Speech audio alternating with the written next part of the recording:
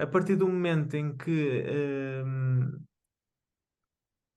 o comportamento, as respostas, as interações começam a ser demasiado ou duvidosas ou demasiado ou pouco credíveis e que a bota não joga com a perdigota, às tantas começa-se a questionar, mas quem é que eu tenho aqui ao meu lado, não é? Hum, Quem é Pois, quem é que é esta pessoa que eu pensava que eu conhecia, afinal não sim, conheço. sim, sim. E isso Depois é um bocado. pois também é isso, isso é muito, muito, ainda bem que tu agora falaste disso. Afinal, não conheço esta pessoa. Uhum. A ideia de que, de repente, a descoberta da mentira traz a ideia da estranheza. Quem é esta pessoa, então, que eu não sei bem quem é?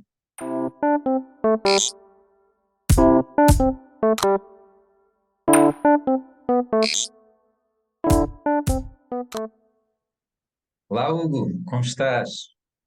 Olá, Nuno. Estou bem, obrigado. Sim, está tudo bem. E Pois tu? cá, sim, também estou bem. Estou aqui a apanhar ainda o sol do fim de tarde, não é? Aqui de, Aqui já está bem escuro. oh, exato, sim, também é uma hora mais tarde. E, Sim. mas depois estava a pensar que hoje, assim, já tínhamos aqui um pouco planeado trazer aqui enfim, um tema para este nosso episódio sobre as mentiras, ao fim e ao cabo. Se é necessário mentir, se é ao fim e ao cabo uma necessidade humana, inevitável, hum, se há alguém Interessante. que não mente, será possível viver só na verdade? Será até benéfico viver só na verdade? Bom, há todo um espectro, não é? Entre Sim. quem mente muito, quem mente pouco, mas parece-me que, sim, que não é viável, não encontramos na experiência humana, pelo menos com facilidade, pessoas que só vivam na verdade, não é? Ou seja, a maior parte de nós, se calhar, podemos dizer isto com Eu até, alguma verdade, não é? eu até diria que se calhar a mentira acompanha a história da humanidade, não é? Faz parte, sim, faz parte.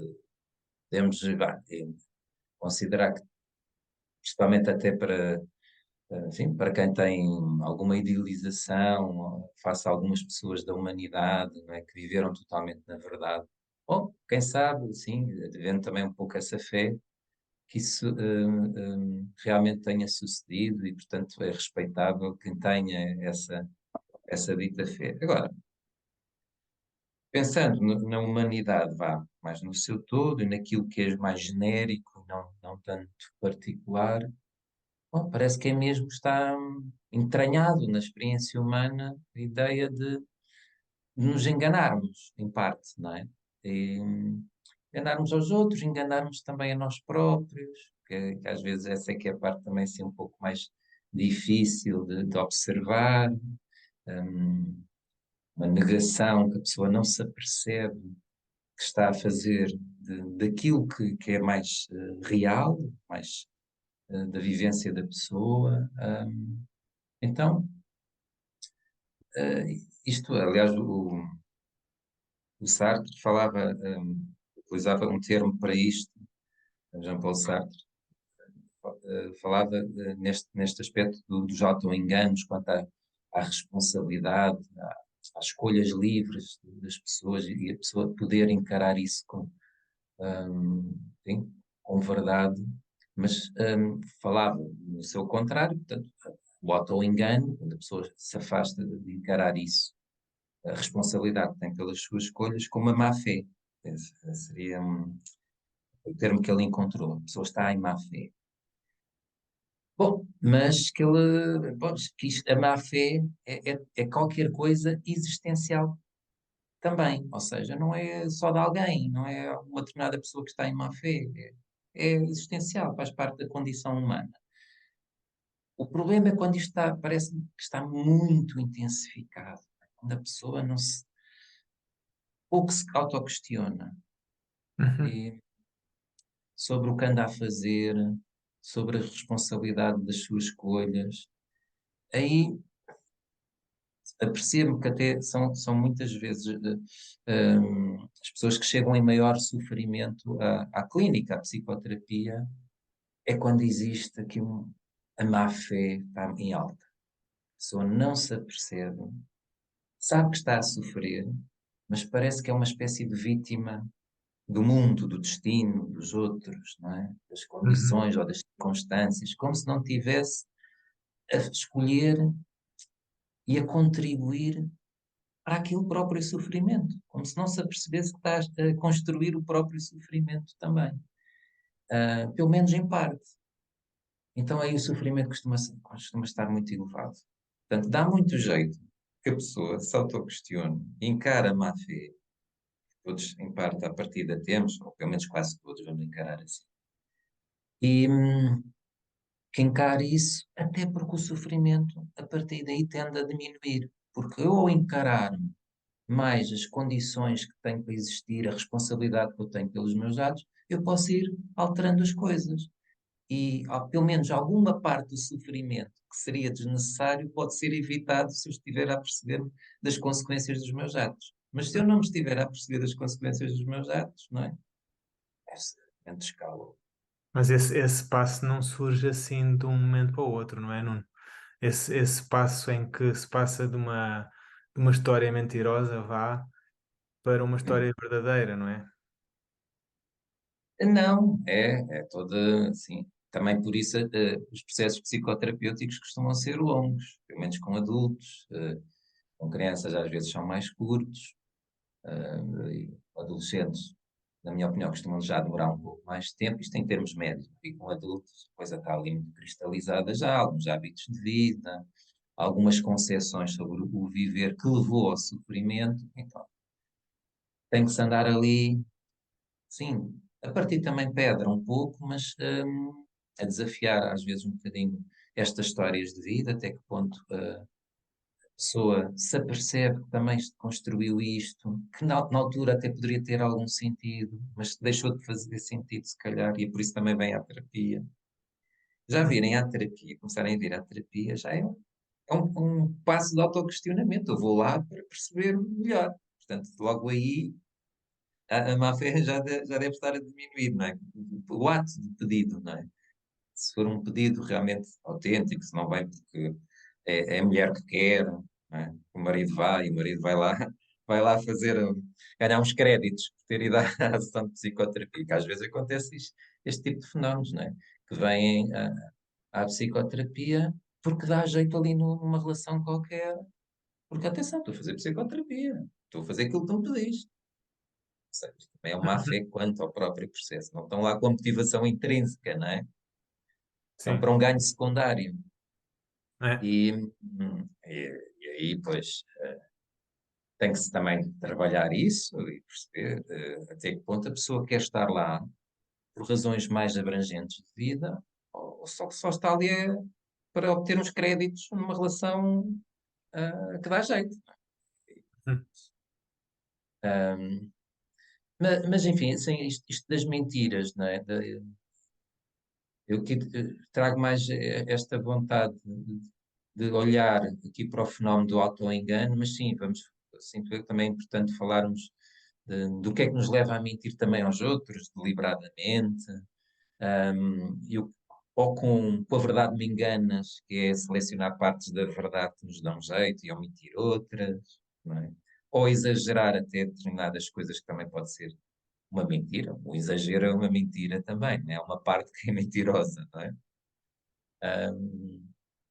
Ou também o contrário, que é colocar um déficit de intensidade até, naquilo que é relatado, não é? Como se também é uma mentira, ao fim e ao cabo a pessoa sentir que não foi, por exemplo, muito magoada quando aconteceu qualquer coisa que naturalmente aquilo deve ter provocado mágoa. Então podem estar ali a ter uma mentira por déficit, não é? Não, estou bem. A minha mulher traiu-me, mas eu estou bem. Por exemplo, este tipo de discurso.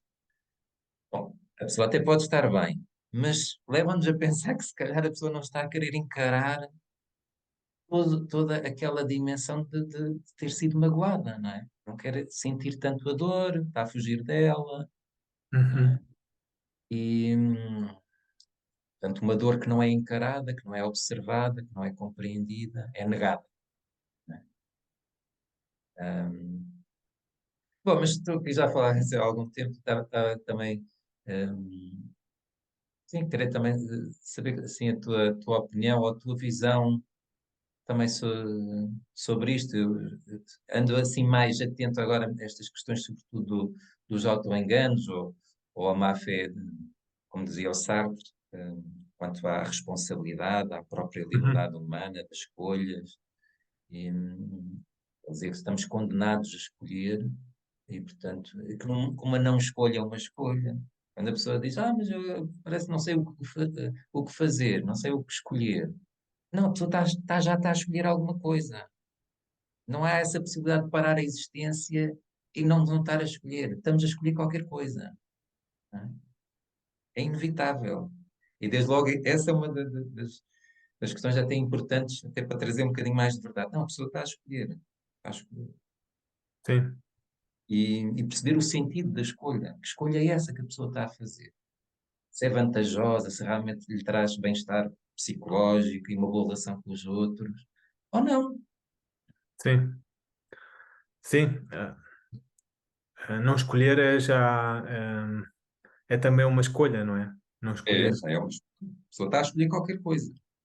E todas as nossas ações ou não ações trazem sempre uma consequência, ou uma consequência menor, menos gravosa, ou uma consequência maior, mais gravosa. Eh, Portanto, nada é deitado ao acaso, ou nada é, digamos assim, nada deixa de produzir um certo efeito, ou em nós, ou na comunicação que nós temos com os outros.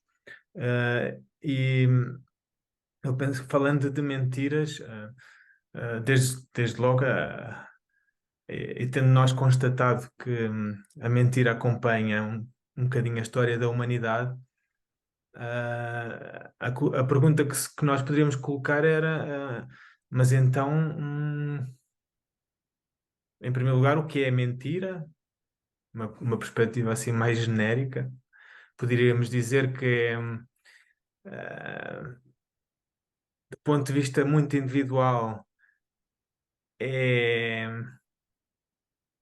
é de um momento para o outro deixarmos de ter como referência os nossos pontos de valor, aquilo que nos guia internamente, aquilo que conhecemos, aquilo que aprendemos, e de um momento para o outro, faltamos à verdade connosco próprios, não é? Isto seria o tal, o que poderíamos chamar uma autoilusão, mais consciente ou menos consciente. No fundo,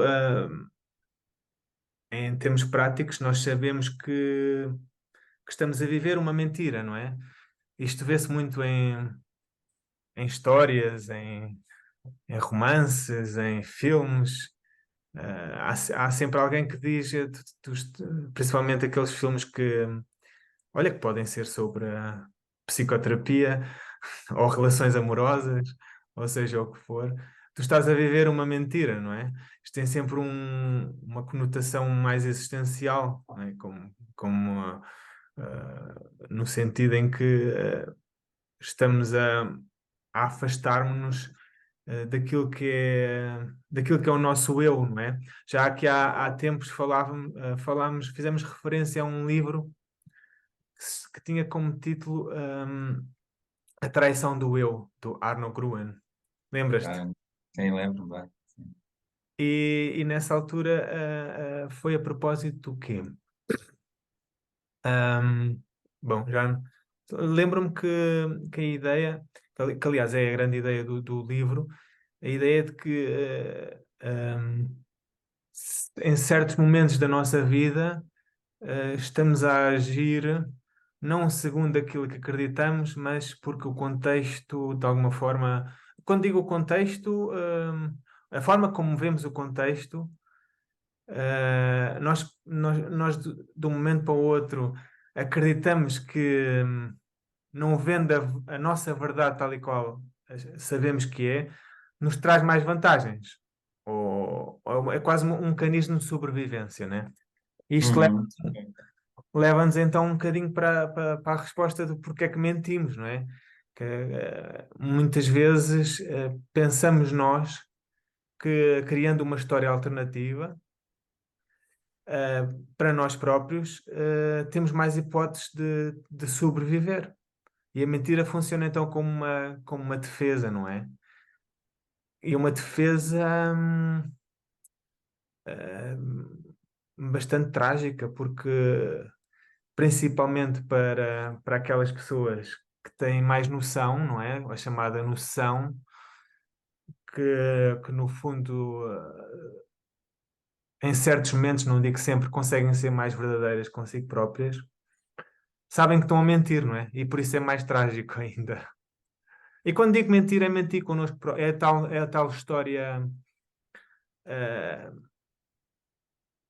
ilusória, não é? A tal, o que se podemos chamar também autossabotagem, uma coisa que falávamos antes de começar a gravar.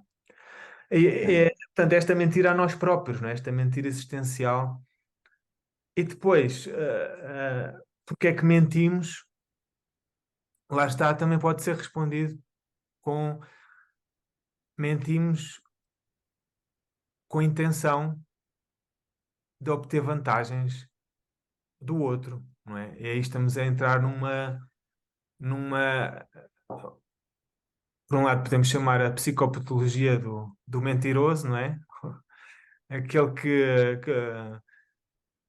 altera factos e que cria histórias mais sedutoras do que elas são, tudo isto para obter vantagens para si próprio, não é?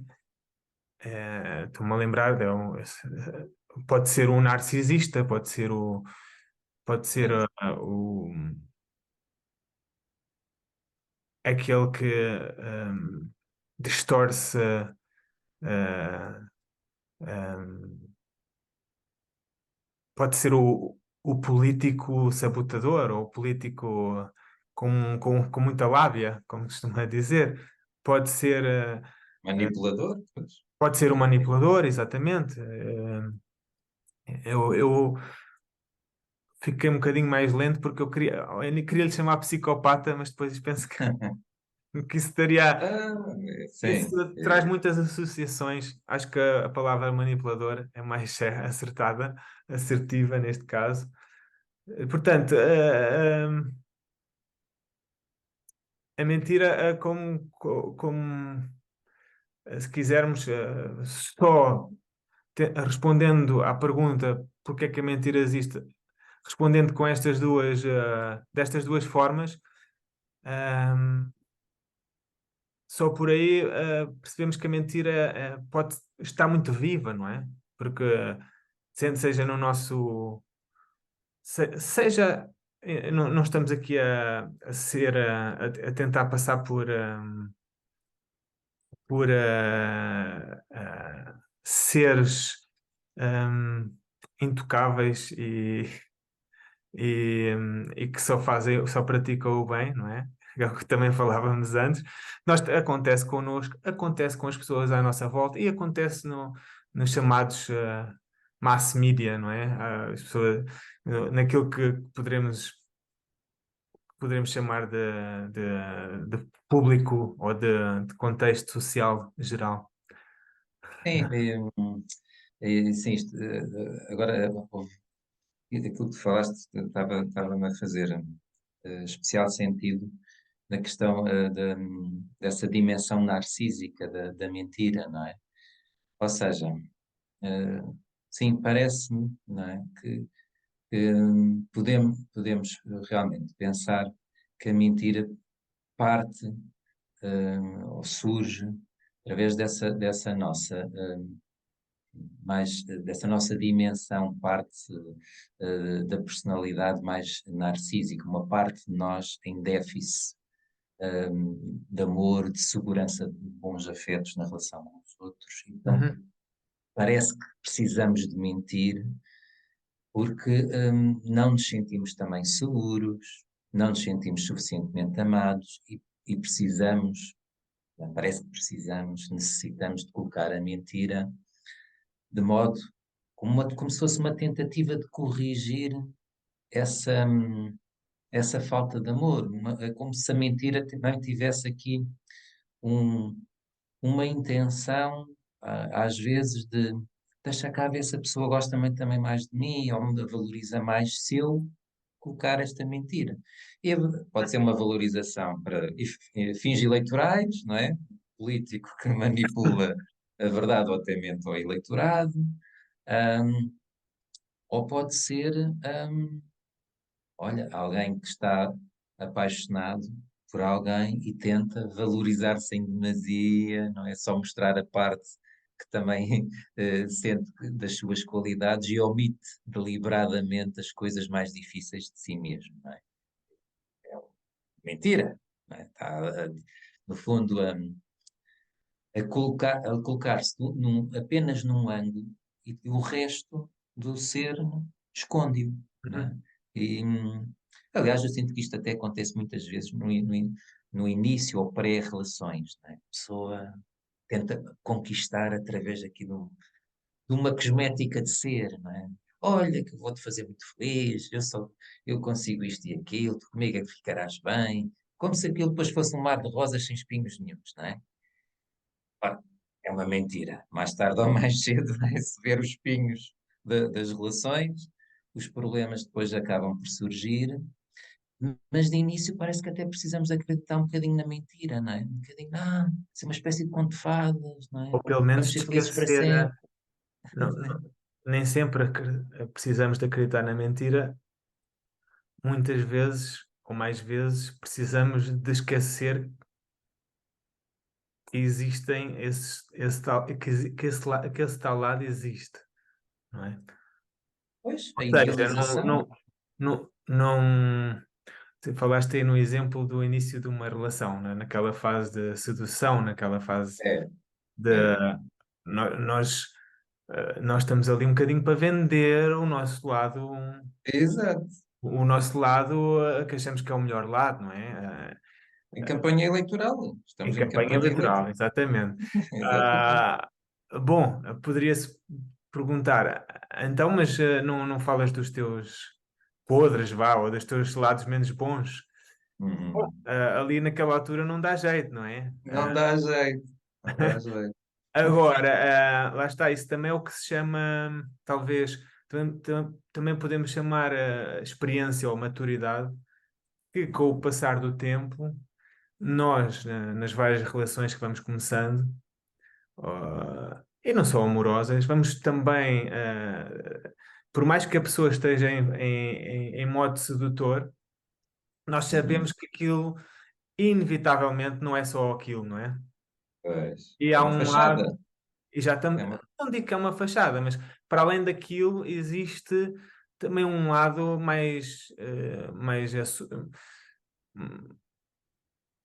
mais negro, vá, porque se passa assim com todos, não é? E, Pois, claro. É mesmo isso. é. Outra coisa é, lá está, falando na mentira, outra coisa é alguém que eh, deliberadamente ehm, constrói uma narrativa sobre si próprio, ou, Uhum. ou não só, que é baseado em coisas que não são reais.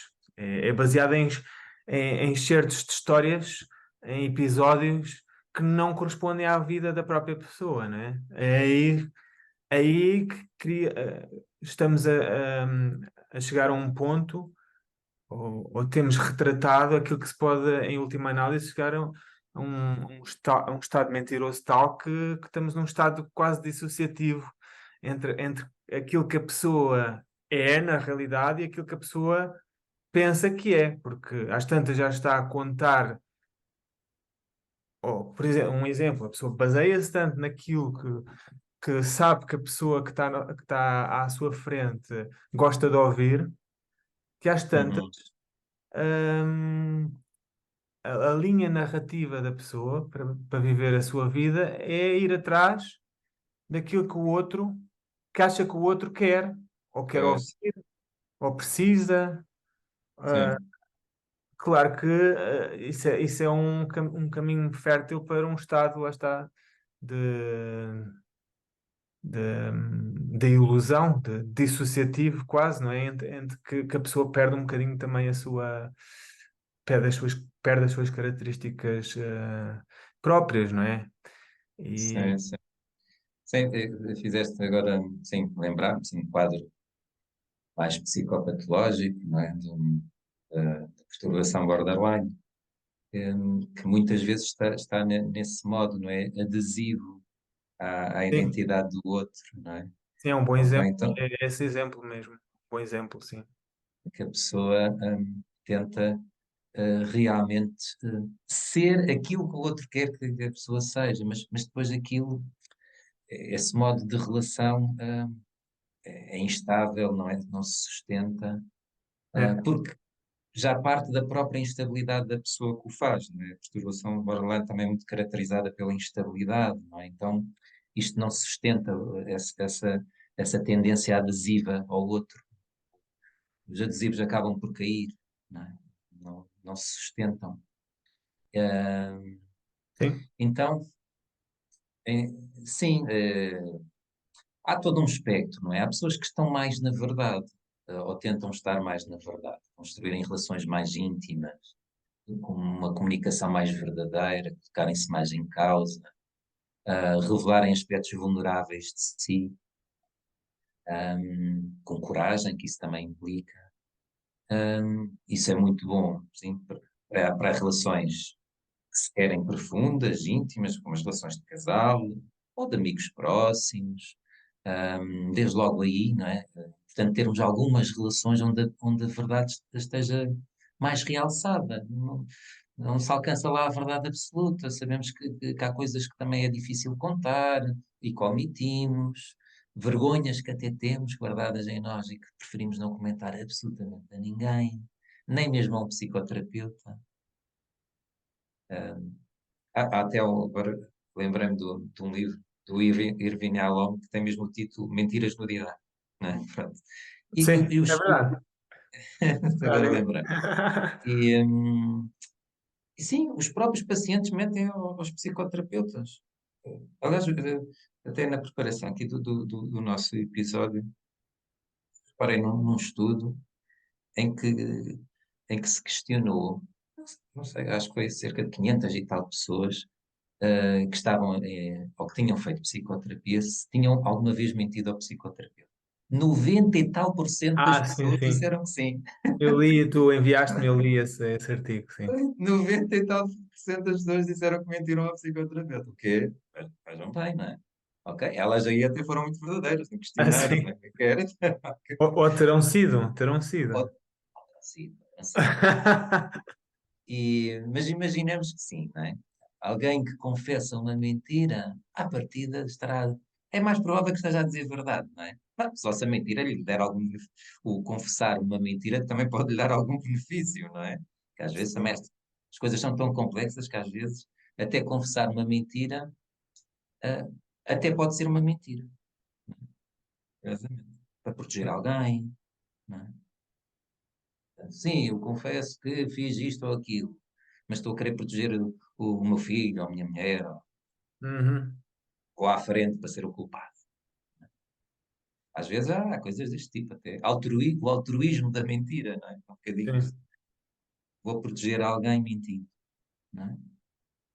Hum, Portanto, sim, há toda esta complexidade, não é? Ou seja, mas nesta linha da comunicação mais íntima, só ver mentiras muito relevantes, informação relevante, muito relevante para a relação fica lá com aquilo, no não dito. E o não dito tem influência também, não é? O não dito da verdade também está lá e influencia. A pessoa sim. sente. há ali qualquer coisa que não joga, a bota com a perdigota, não é? Há ali uma certa tensão. Eu não sei o que é, mas há aqui qualquer coisa que não está bem entre nós. Às vezes sente-se assim, não é? Na relação. A dita mentira ou a omissão de uma informação relevante.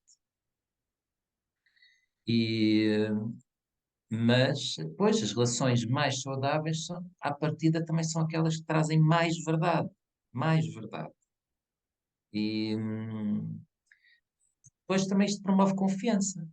Ah, exatamente, era onde eu queria chegar. É, pois, se eu até me apercebo que aquela pessoa, ou errar, ou fazer alguma coisa até indigna, de alguma maneira, ou vergonhosa, mas depois me vem contar, isto cria confiança, cria confiança. Mas se não me conta, e se eu depois apanho a mentira, a confiança quebra. É muito reduzido. É, Então, pelo menos nas relações íntimas, não é? Dá muito jeito que as pessoas estejam lá na maior verdade que conseguirem estar. A confiança ajuda à sustentabilidade de uma relação e à proximidade, não é? À proximidade com o outro. De outra forma, as relações ficam tensas, perde-se a confiança, e, portanto, ficam relações muito mais complicadas, podem continuar, mas com aquela tensão de será que me estás a dizer a verdade ou não? Até pode chegar àquele cúmulo daquela história célebre, não é? Do Pedro e do Lobo, não é?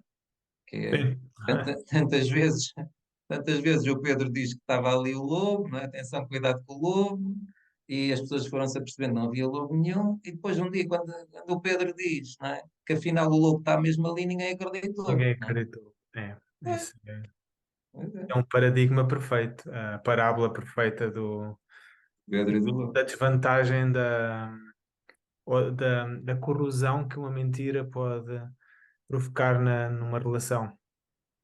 É quando as mentiras são reiteradas, não é? Quando são muito persistentes, quando se baseia mais a relação na mentira do que na verdade, bom, as pessoas à partida não são estúpidas, elas vão se aperceber, não é?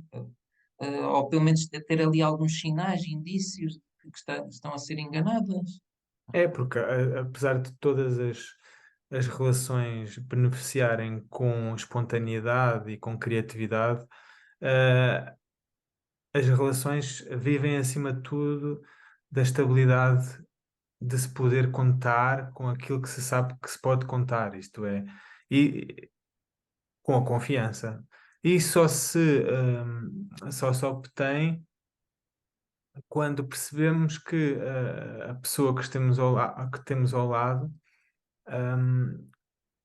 tem um sistema de vida, tem um sistema de valores que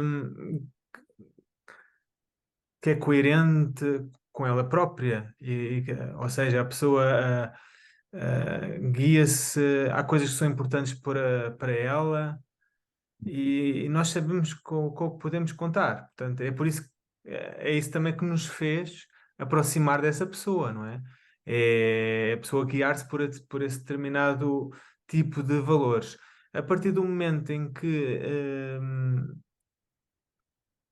o comportamento, as respostas, as interações começam a ser demasiado ou duvidosas ou demasiado ou pouco credíveis e que a bota não joga com a perdigota, às tantas começas a questionar, mas quem é que eu tenho aqui ao meu lado, não é? Hum, Quem Pois, quem é que é esta pessoa que eu pensava que eu conhecia, afinal não sim, conheço. sim, sim. E isso É, depois também é isso. Isso é muito, muito. Ainda bem que tu agora falaste disso. Afinal, não conheço esta pessoa. Uhum. A ideia de que, de repente, a descoberta da mentira traz a ideia da estranheza. Quem é esta pessoa, então, que eu não sei bem quem é? Né? Que Confiança. eu julgava que conhecia esta pessoa de uma determinada maneira, e de repente isto cai e fica também. para além da decepção, não é? Que muitas vezes pode sermos enganados, quem as pessoas não gostam, não é? Não gostamos de ser enganados. Mas também a própria estranheza, que é, então eu agora tenho que reconstruir a minha representação deste outro. Mas construo a partir do quê? É desta mentira? O que é que fica de verdade, não é? Da relação. E acontece assim, até muito. Às vezes aparecem histórias deste género também em clínica, de que, por exemplo, nos casais, não é só nos casais, de facto, em relação colegas de trabalho, amigos, o chefe, mas às vezes também é de casal, não é? Que acreditavam na fidelidade do outro, depois há uma traição. E há uma traição aí, ou pelo menos é descoberta uma traição aí, passada aí uns 15 ou 20 anos, e a pessoa depois questiona toda a história. Será que eu Será? vivi uma mentira todos estes anos? E daquela vez? Pois, É. Portanto, não é só aquela mentira ou aquele engano naquela altura que depois é questionado, é toda a história da relação. Fica é. em dúvida, fica em A pessoa dúvida. questiona-se qual terá sido então, onde estará a verdade no meio deste conjunto de ações É, realizadas ao longo dos anos, não é? sim. E, e se os próprios afetos que foram vividos foram verdadeiros naquela relação. Pois. E depois tem esta dimensão, se a nossa relação teve alguma verdade ou não. Ou se isto foi tudo um castelo de areia mal construído, ou E facilmente desarmado. quem fala nas relações amorosas fala, no fundo, em todas as relações, não é? Porque Pois, a partir do é, momento em que seja no trabalho, seja em família, seja no percurso escolar, a partir do momento, seja entre amigos, a partir do momento em que se começam a apanhar muitas mentiras, toda aquela pessoa começa a ser posta em causa, né? Porque o que se perde, lá está, é aquilo que se pensava que se conhecia. E isso traz é, muita instabilidade no sistema, vá, digamos assim, no sistema das relações. Aquilo sim, acaba por ser uma mina que anda ali, que a gente não sabe bem onde é que está, o que é que pode fazer e que um dia arrebenta. E é, isso é impossível viver nessa incerteza, nesse grau de incerteza constante. E acaba por, lá está, corroer é, ações nas mais diversas é. áreas. É. Muitas vezes há rupturas, relações românticas, de amizade, de trabalho, muito pela quebra da confiança do engano, Confiança. não é? Do engano.